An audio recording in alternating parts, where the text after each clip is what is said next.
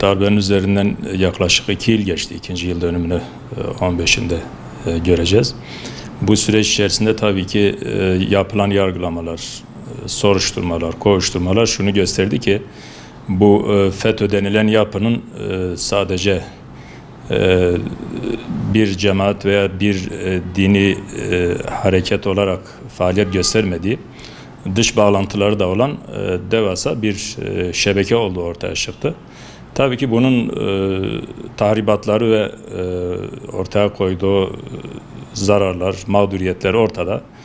En bildiğimiz, en bariz olarak yargıda yapılan kadrolaşma, yapılaşma birçok mağduriyetlere sebep olmuş. Halen de bunun mağduru olan insanlar var.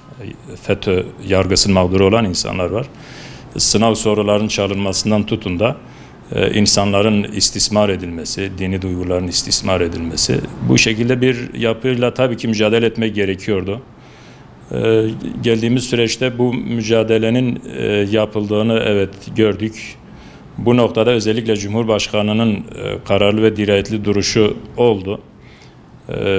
Sonuna kadar bu yapıyla mücadele edilmesi gerektiği konusunda zaten kamuoyunda bir genel kanaat var. Herkes bu konuda hemfikirdir. Üzerine gidilmeli, bu yapı ortaya çıkarılmalı.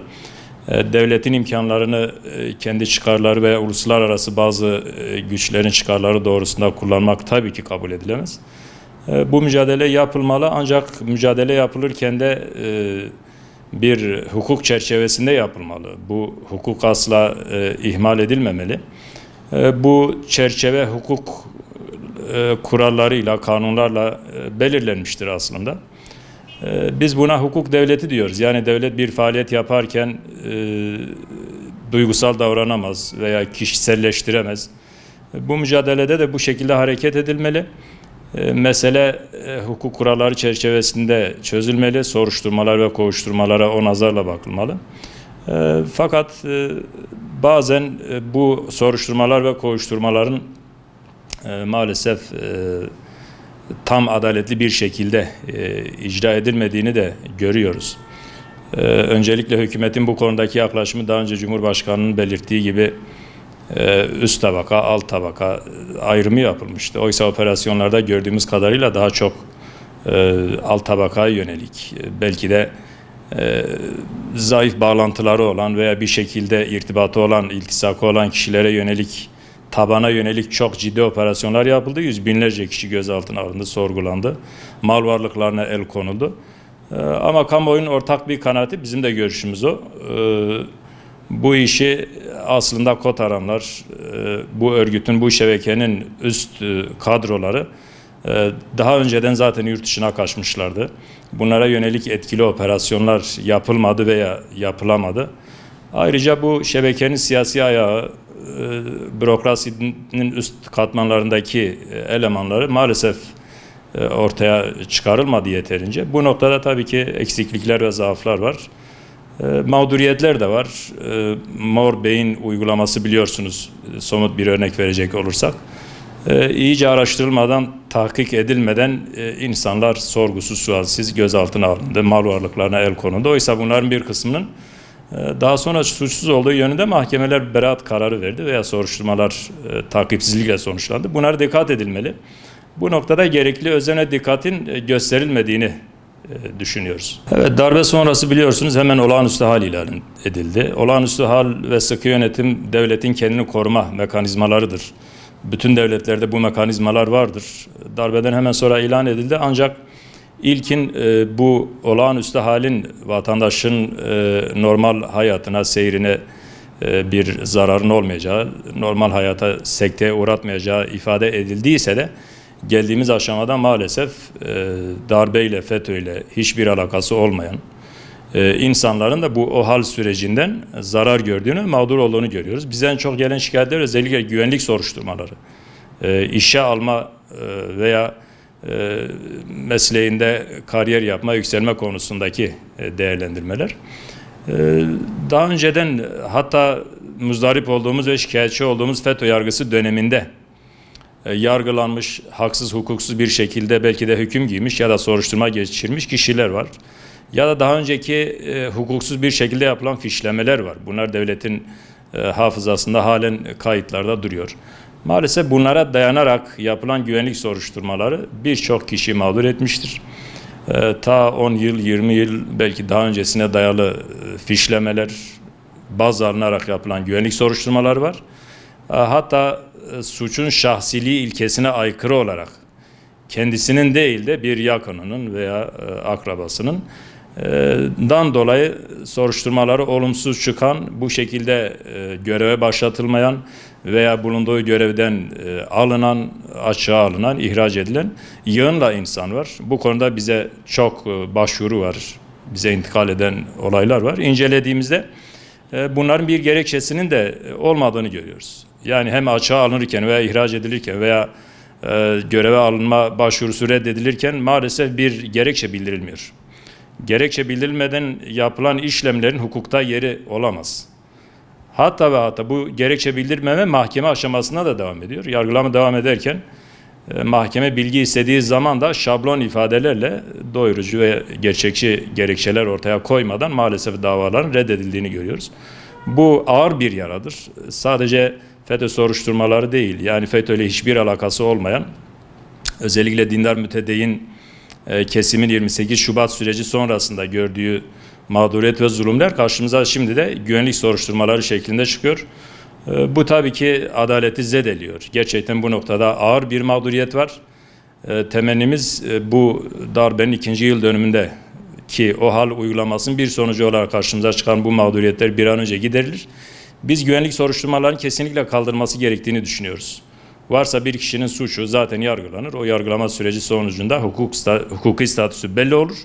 Ona göre bir konumu ya mesleğe alınmada veya ihraç edilmede o kıstas göz önünde tutulur. Ama yıllar öncesine dayalı haksız, hukuksuz fişlemelerle güvenlik soruşturmalarının yapılması bizce mağduriyetlere sebep olmuştur. Ve büyük kısmı da bizce isabetsizdir.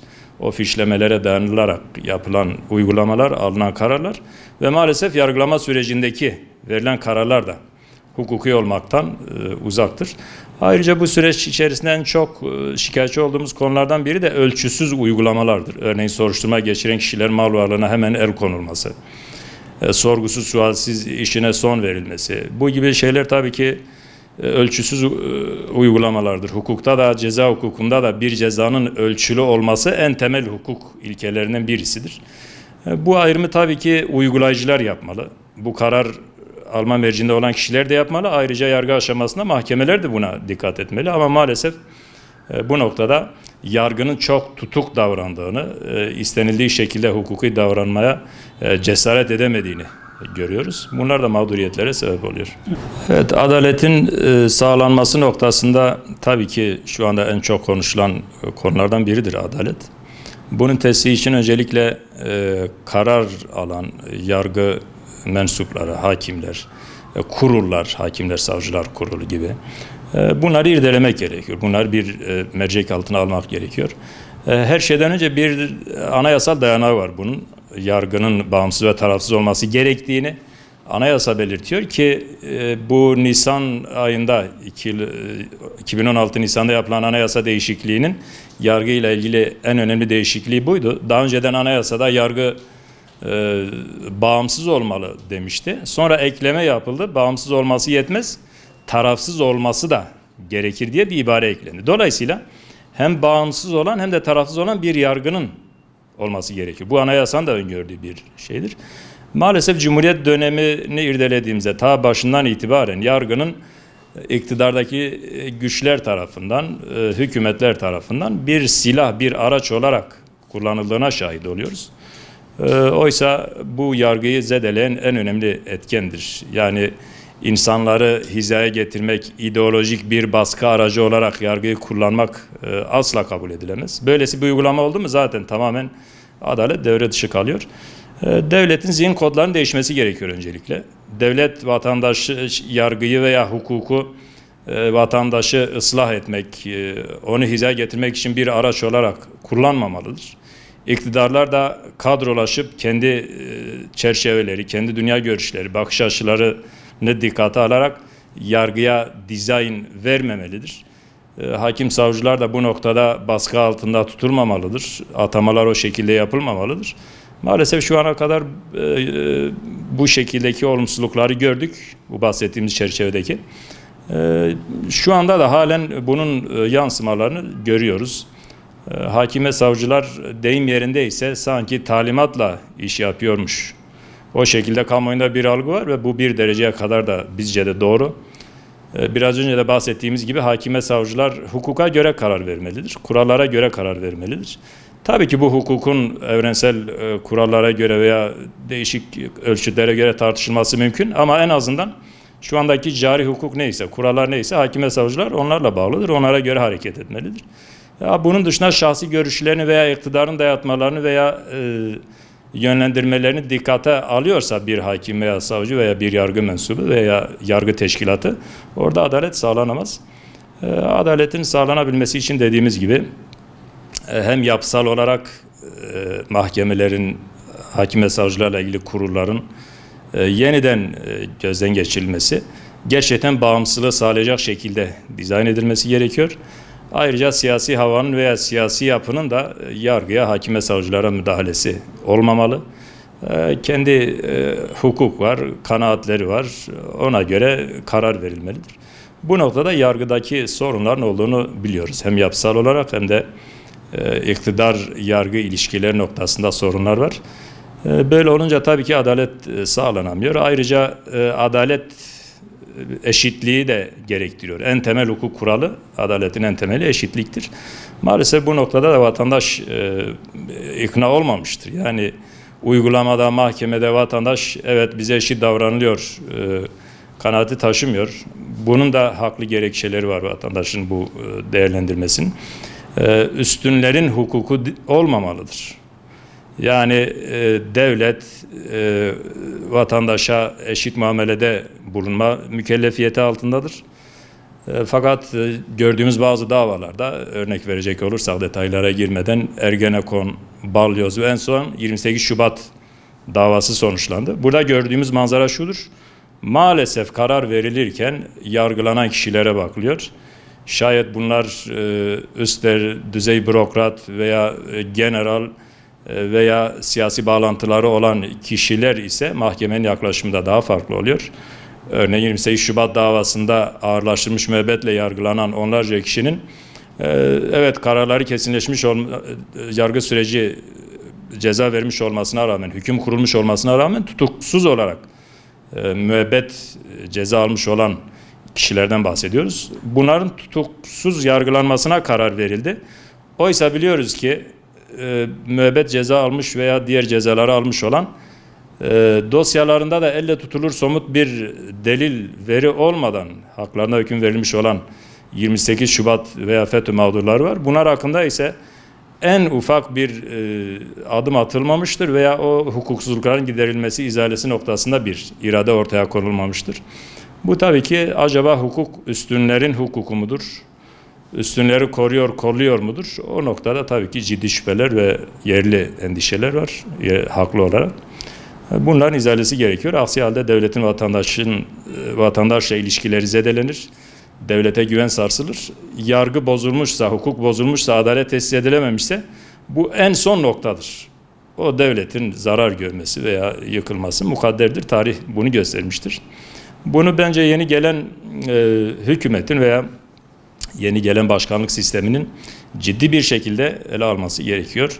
Öncelikle hukuki noktada zarar görmüş, mağdur olmuş kişilerin mağduriyetlerinin bir an önce giderilmesi gerekiyor. En başta bu yapılmalıdır. Sürekli şikayet ediyoruz, FETÖ'den dert yanıyoruz. O dönemde yapılan uygulamalar ve haksızlıkları konuşuyoruz. Ama bunların giderilmesi noktasında da bir adım atmıyorsak bu bizim samimiyetimizi sorgulanır hale getirir. Bu noktada özellikle 28 Şubat sürecinin getirdiği mağduriyetler, halen cezaevinde olan onlarca, yüzlerce mütedeyyin insanın haksız, hukuksuz bir şekilde orada tutulması, bence bu dönemde bu başkanlık sistemiyle gelen iktidarın, Cumhurbaşkanı'nın ve kadrolarının üzerine ciddiyetle durulması gereken bir konudur.